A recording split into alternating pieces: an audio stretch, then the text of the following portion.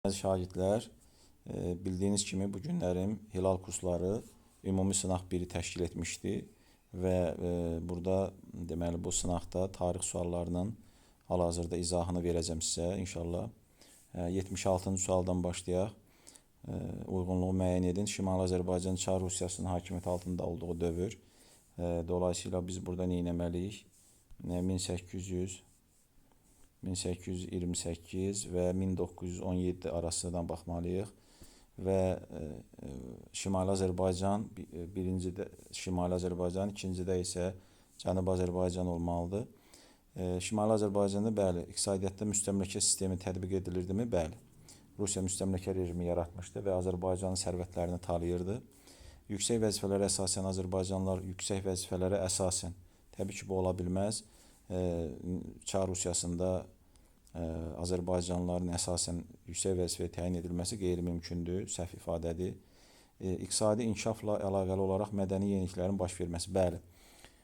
Bilirsiniz ki, 19-cu əsrin ikinci yarısında mədəniyyətimizdə bir sıra yeniliklər baş verir.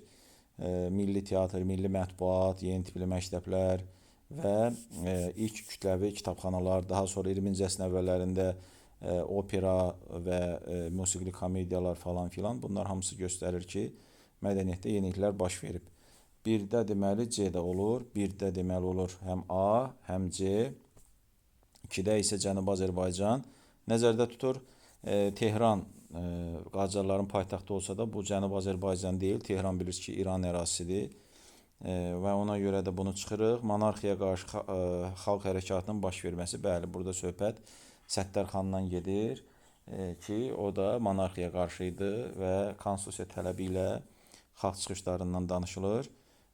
Təbriz mövzusuna baxsanız görəcəksiniz və orada da yazır ki, 20-ci əsrin əvvəllərində olub bu hadisə. Rusiya qanunları ilə təbii ki, Cənubi Azərbaycan Rusiya qanunlarından idarə olunmurdu, Qacarların qanunundan idarə olunurdu. Ona görə cavab 1AC, 2B olur. Yəni Y cavabı. Davam edirik, 77-ci suala baxırıq. Deməli, Vətən müharibəsi dövründə baş vermişdi. Deməli, Polad Həşimov şəhid olması bu Vətən müharibəsindən əvvəl olub. İyul ayında Tovuz təxribatları dediyimiz. Bunu çıxırıq. Kəlbəcərin işğaldan azad edilməsi bu müharibədən sonradır. Kəlbəcər, Ağdam, Laçının qaytarılması bəyanata əsasən. Sonra Horadi istiqamətində düşmən məğlub edilib, amma Zəngilan azad edilməsi təbii ki, sonraki hadisədir. Orada öncə Cəbrayıl, sonra Füzuli istiqaməti yazır orada. Füzuli istiqamətində irəliləyiş əldə olunur. Cəbrayıl, Füzuli azad olunur. Ondan sonra Zəngilandır. Ona görə bunu da səhv götürürük. Və 4 Qubadlının işğaldan azad edilməsidir. Bəli, bir də Azərbaycan ordusu Qarabağ səmasının üstünlüyü ələ aldı. Bu da kitabımızda keçən cümlədir. Vətən müharibəsi başlayan kimi. 4-5, doğru cavab 7.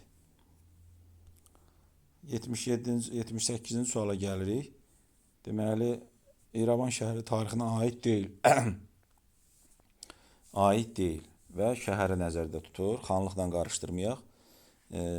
İran və Turanın şərifi adlandırılırdı. Bəli, İrəvan mövzusunda bu var. Osmanlı dövləti hakimiyyəti altında olması. Bəli, burada var mövzumuzda ki, bir müddət olub.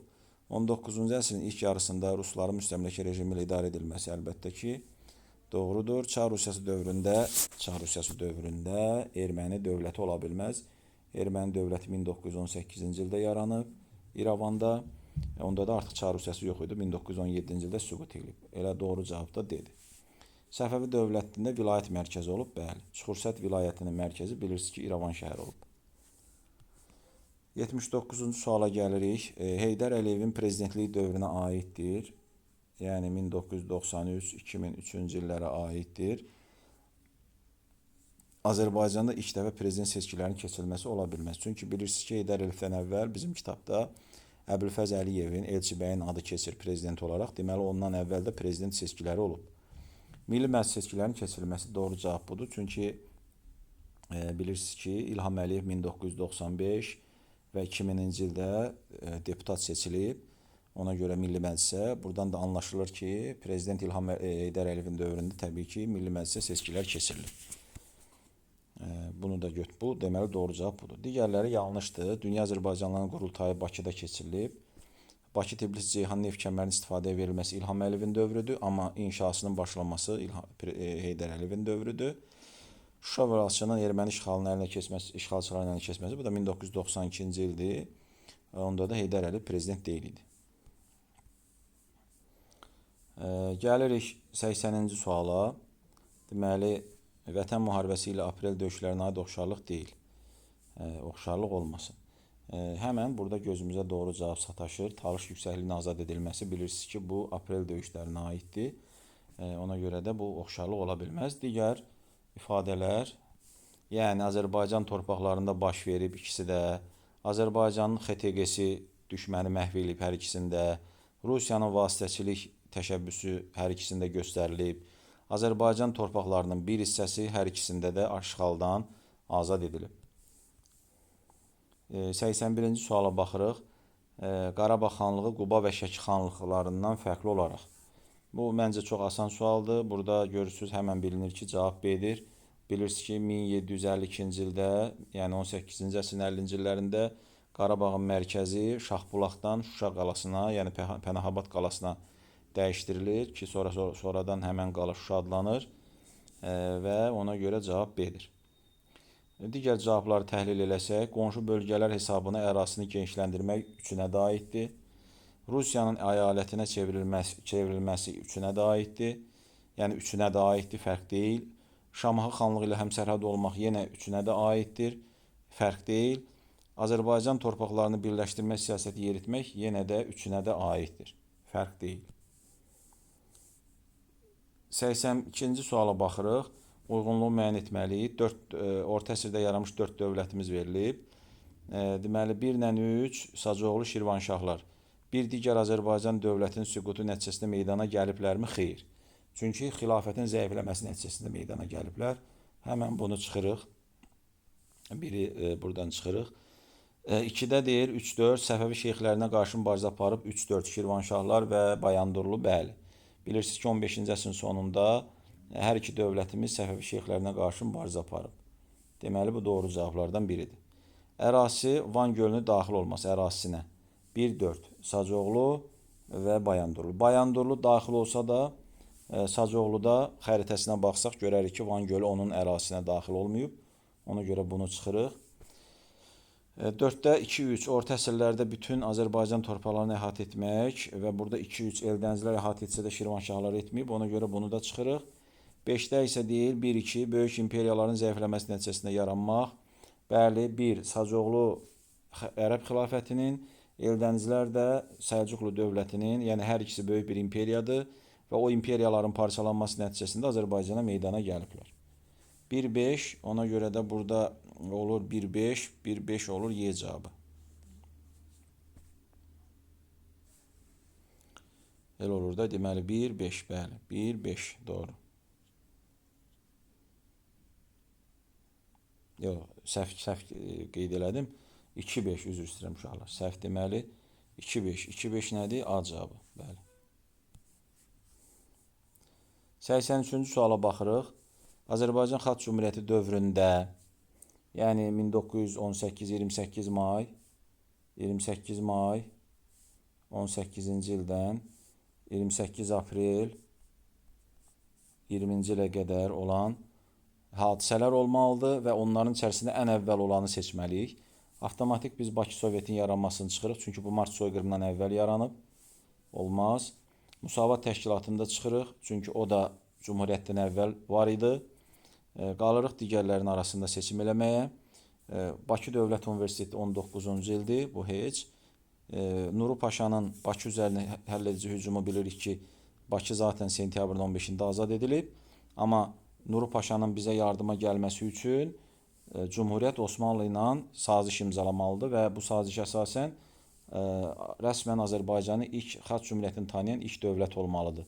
Dolayısıyla Osmanlı tərəfindən tanıdılması ən əvvəl olan hadisədir Cumhuriyyət dövründə, bunların içərisində. Yəni cavab C olur. 84-cü sual, asan sualda Oğuznamələrə görə Azərbaycan adı mənalarından biri nədir? Zənginlərin, uluların yeri. Gəldik 85-ə. 85-ci sualda xəritə sualıdır. Xəritədə deyir ki, paytaxtı ulduzla işarələnmiş. Bu aydın məsələ ki, bu xəritə İberiyanı gördüyümüzə görə aydın məsələdir ki, bu Albaniyanın xəritəsidir və deyir ki, qədim dövr olmalıdır. Makedoniya işğalına qarşı mübarizə apara bilməz, çünki biz bilirik ki və bilməliyik ki, Albaniya və Atropatena dövlətlərimiz Makedoniyada işğallarından sonra, yəni İskəndərin ölümündən sonra meydana gəlib. Sonra burada bir də orta əsrdə olanları çıxırıq. Xəzər xaqanlığı diplomatik əlaqələri ancaq orta əsrdə saxlaya bilər. Ərəb xilafət tərəfindən də yenə orta əsrdə süquta uğradıla bilər. Burada da qədim dövr istəyir. Ona görə 3-4 doğru cavabdır. Ya dili hücumuna məruz qalıb, Romalılarla sülh bağlayıb. Doğru cavab deyilir. Davam edirik. 86-cı suala keçirik. Azərbaycan 15-ci əsrin sonlarına aiddir. Əhali arasında Səfəvilərin nüfuzunun artması və Şeyx Heydərin hakimiyyət uğrunda mübarizə aparması. Doğru cavab A olur. Ağqoni dövləti zəiflərək süquta uğraması 16-cı əsrdir zaten. Avropa ilə Bayandurluğun müttəfiq əlaqələrin yaranması da daha əvvəlcədən, yəni ortalarından var idi. Ona görə də biz bunu çıxırıq. Azərbaycan Ərəb xilafəti hakimiyyəti dövrünə aid deyil. Əhalidən alınan vergilərin artırılmışdı. Azərbaycan xalqı formalaşması prosesi sürətləndi. Xilafət məmurları tərəfindən milli ayrı-seçkilik aparıldı. Ölkə ərazisinin xilafət canişinləri vasitəsilə də idarə olunurdu. Səhv cavab təbii ki, burada B-dir. Cənub bölgələrində xristianlıq geniş yayıla bilməz. Çünki biz bilirik ki, Ərəb xilafətinin hakimiyyəti başlayandan sonra Azərbaycanın həm cənubunda, həm şimalında İslam dini geniş yayılmışdı. Doğru cavab B-dir. Davam edirik. 87-ci suala gəlirik. Deməli, sxemə uyğun cavab deməli istəyir bizdən. Şah İsmail hakimiyyəti. Uşaqlar, Şah İsmail görən kimi biz həmişə nə deyirik? Burada diqqətli olmalıyıq. Şah olmadan əvvəlki hadisələri götürmək olmaz.